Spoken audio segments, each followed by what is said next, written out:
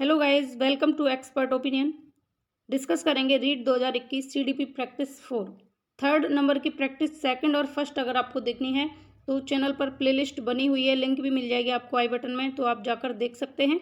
बहुत हेल्पफुल रहेगी और खुद का मूल्यांकन करने के लिए इससे बेहतर तरीका और कोई नहीं होता कि आप प्रैक्टिस करें, क्योंकि कई चीज़ें ऐसी होती हैं गाइस जिनकी आपको नॉलेज तो होती है, बट होता क्या है कि पढ़ने में मिस्टेक कर देते हैं आप। जैसे कि आपसे नहीं पूछा है और आप पढ़ लेते हैं कि इसका आंसर ये देना है, तो वहाँ पर आपकी मिस्टेक हो जाती है। तो इन मिस्टेकों को आप किस तरीके से सुधार सकते हैं, इन मिस्टेक्स को सुधारने के लिए आपको ज़्यादा से ज़्यादा प्रैक्टिस करनी है, और जितनी बेहतर आपकी प्रैक्टिस होगी उतने ही अच्छे मार्क्स आप एग्जाम में गेन करेंगे।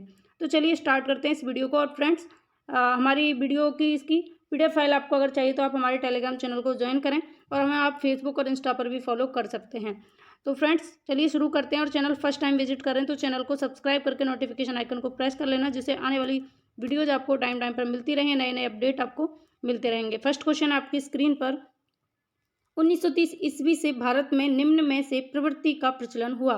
तो 1930 ईस्वी से भारत में कौन सी प्रवृत्ति का प्रचलन हुआ, ये आपको बताना है।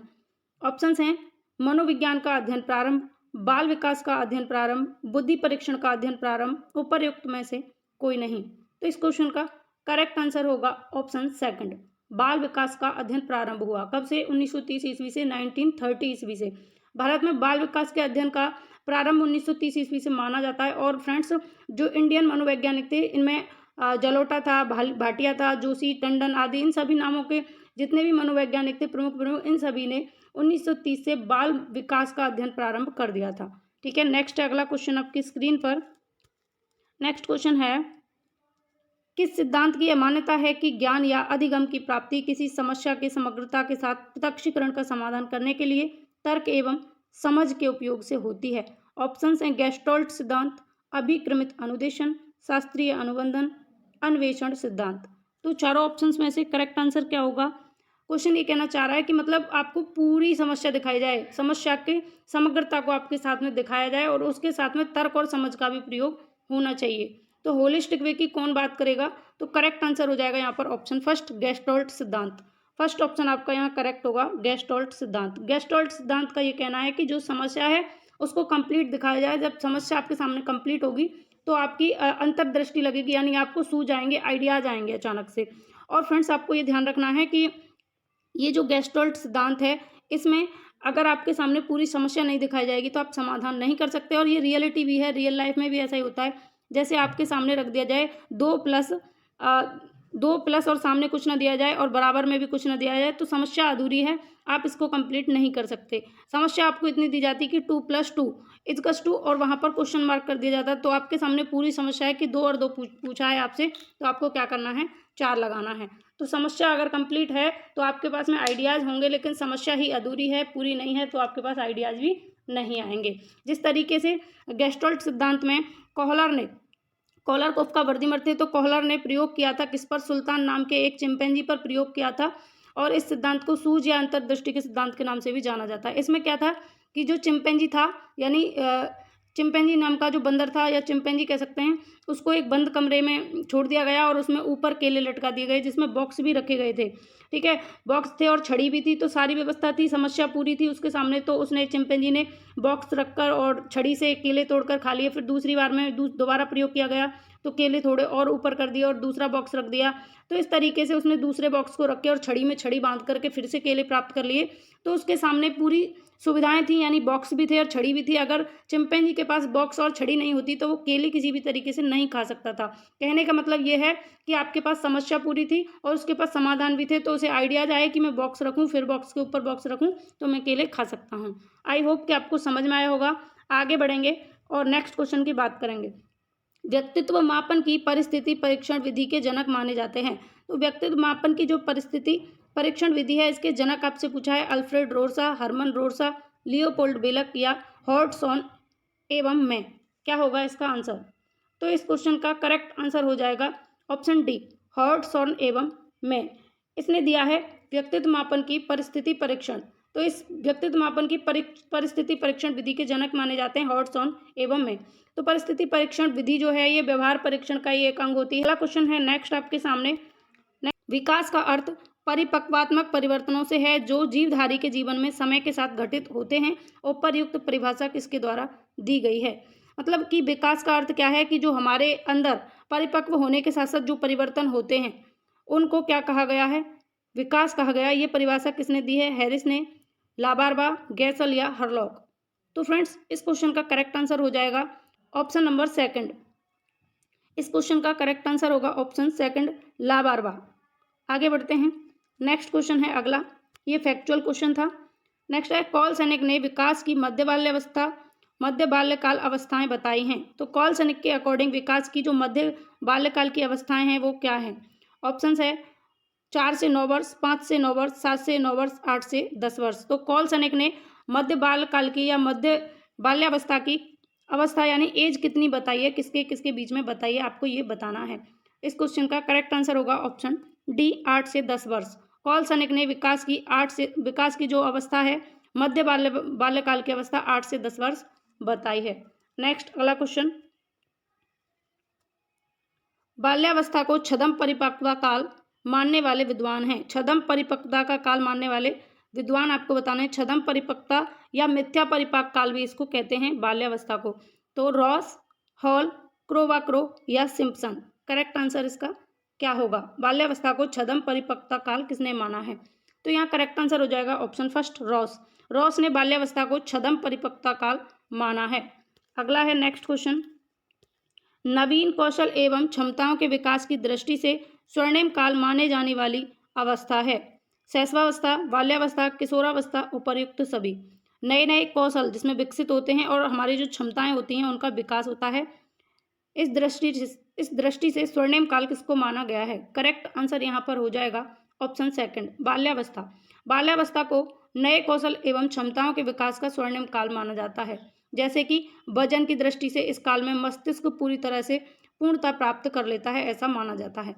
आगे बढ़ते हैं और अगले क्वेश्चन की बात करते हैं। नेक्स्ट है, बाल अंतर्बोध परीक्षण में चित्रों की संख्या होती है। ऑप्शंस हैं 10, 20, 30, 40। बाल अंतर्बोध परीक्षण में चित्रों की संख्या आपको बतानी है। करेक्ट आंसर होगा ऑप्शन फर्स्ट, 10। बाल अंतर्बोध परीक्षण में चित्रों की संख्या 10 मानी गई है। नेक्स्ट, बालकों में सृजनशीलता का विकास विद्यालयी शिक्षा का अहम उद्देश्य होना चाहिए। जो बच्चे हैं उनमें सृजनशीलता का विकास विद्यालय की शिक्षा का मुख्य उद्देश्य होना चाहिए। ऑप्शन है, इससे बालकों का बौद्धिक संबलीकरण होता है, इससे क्षमता संवर्धन होता है, इससे अधिगम संवर्धन होता है, या उपरोक्त सभी? तो यहाँ पर कोई भी ऑप्शन नेगेटिव नहीं है, सभी ऑप्शन सही हैं, तो उपर्युक्त सभी यहाँ पर सही हो जाएगा। और फ्रेंड्स इससे पहले जो क्वेश्चन आया था बाल अंतर्बोध परीक्षण, जिसमें चित्रों की संख्या 10 थी, तो बाल अंतर्बोध परीक्षण का निर्माण किसने किया, ये अगर आपसे पूछा जाए तो आपको ध्यान रखना है, बाल अंतर्बोध परीक्षण का निर्माण बेलक ने 1948 में किया था। लियोपोल्ड बेलक ने 1948 में किया था, 1948 में। और इसमें कार्डों की संख्या कितनी है? 10, जिसमें 10 कार्डों में जानवरों को दिखाया जाता है। और बाल अंतर्बोध परीक्षण कितनी उम्र के लिए होता है, ये अगर आपसे पूछ ले जाए तो आपको ध्यान रखना है 3 से 11 आयु वर्ग के बच्चों के लिए ये प्रयोग में लाया जाता है। आगे बढ़ेंगे, मानव जीवन का अनोखा काल किस अवस्था को माना जाता है? गर्भावस्था, शैशवावस्था, बाल्यावस्था, किशोरावस्था? तो मानव जीवन का अनोखा काल किसको माना गया है? आंसर करिए, इस क्वेश्चन का आंसर क्या होगा? तो मानव जीवन के अनोखे काल की अगर बात की जाए तो यहाँ करेक्ट आंसर हो जाएगा ऑप्शन सी, बाल्यावस्था। बाल्यावस्था को मानव जीवन का अनोखा काल माना गया है, जिसमें कॉल सैनिक के द्वारा अगर आपसे मध्य बाल्यावस्था पूछी जाए तो आपको 8 से 10 बतानी है, जो कि अभी लास्ट क्वेश्चन था जिसके बारे में हमने डिस्कस किया था। और जीवन का अनोखा काल अगर माना है बाल्यावस्था को तो किसने माना है, ये अगर आपसे पूछ ले जाए तो 2 मनोवैज्ञानिक थे, कोल्बा ब्रूस ने बाल्यावस्था को जीवन का अनोखा काल कहा है। अगला क्वेश्चन नेक्स्ट है आपकी स्क्रीन पर, विकास की गति धीमी निम्न में से कौन सी अवस्था में होती है? शैशवावस्था, बाल्यावस्था, किशोरावस्था, या उपर्युक्त सभी में? विकास की गति धीमी कौन सी अवस्था में होती है? तो करेक्ट आंसर होगा यहाँ पर ऑप्शन सेकंड, बाल्यावस्था। बाल्यावस्था में बालक के विकास की गति धीमी होती है, ऐसा माना जाता है। विकास की गति सबसे ज़्यादा तेज कब होगी, सबसे ज़्यादा तीव्र कब होगी? फास्ट रहेगी शैशवावस्था में, और बाल्यावस्था में थोड़ा सा धीमा पड़ जाती है। किस लिए धीमा पड़ जाती है? परिपक्वता प्राप्त करने के लिए। किशोरावस्था में तीव्र रहती है और शैशवावस्था में भी तीव्र रहती है। इन दोनों में तीव्र रहती है, लेकिन बाल्यावस्था में थोड़ा सा धीमी पड़ जाती है। और एक और चीज़ ध्यान रखनी है, किशोरावस्था में तीव्र तो होती है, इसके साथ में पूर्णता भी प्राप्त कर लेती है, मतलब कि कंप्लीटली लगभग हो जाती है। 100% नहीं कहेंगे, ठीक है, 100% हम नहीं कहेंगे क्योंकि विकास जीवन पर्यंत चलता है, लेकिन किशोरावस्था में 90% विकास हो लेता है। ठीक है, आगे बढ़ेंगे अगले क्वेश्चन की तरफ। नेक्स्ट है, भारत में सर्वप्रथम बुद्धि परीक्षण किसने प्रकाशित किया? ऑप्शंस हैं डॉक्टर भाटिया, कुप्पू स्वामी, डॉक्टर राइस या स्टर्न। बुद्धि परीक्षण को किसने प्रकाशित किया? सबसे पहले ये आपसे पूछा गया है। तो फ्रेंड्स, इस क्वेश्चन का करेक्ट आंसर, क्योंकि भारत की बात हो रही है, भारत में बुद्धि परीक्षण सबसे पहले किसने प्रकाशित किया? तो करेक्ट आंसर होगा option C, doctor Rice. Doctor Rice ने भारत में सर्वप्रथम बुद्धि परीक्षण प्रकाशित किया था, ध्यान रखना है। आगे बढ़ेंगे अगले क्वेश्चन की तरफ। और आपको ये भी पता होना चाहिए कि भारत में सर्वप्रथम बुद्धि परीक्षण डॉक्टर राइस ने किया, तो सन 1922 में हिंदुस्तानी विनय क्रिया स्केल के नाम से प्रकाशित हुआ था ये। और भारत में सामूहिक भाषात्मक बुद्धि परीक्षण प्रो उदय शंकर ने तैयार किया था। सामूहिक भाषात्मक बुद्धि परीक्षण की बात आएगी तो प्रोफेसर उदय शंकर ने तैयार किया था, ध्यान रखना है। नेक्स्ट अगला क्वेश्चन है, अपनी टीम के हार जाने पर टेलीविजन को तोड़ना कहा जाएगा? प्रतिगमन, आक्रामकता, प्रत्यावर्तन या दमन। आपकी टीम हार जाती है, आप मान लीजिए किसी टीम के लीडर थे और आपकी टीम हार गई, ऐसी सिचुएशन में अगर आप अपने घर का टीवी तोड़ देते हैं तो वो कौन सी कंडीशन कहलाएगी? प्रतिगमन, आक्रामकता, प्रत्यावर्तन या दमन। तो ऐसी सिचुएशन को कहेंगे आक्रामकता। ऑप्शन सेकंड यहाँ सही होगा, क्योंकि जो व्यवहार है वो आक्रामक हो जाएगा आपका, तभी तो आप टीवी को तोड़ेंगे, तभी तो तोड़फोड़ मचाएंगे। क्योंकि जो शांत स्वभाव में होगा वो टीवी को तोड़ेगा ही क्यों?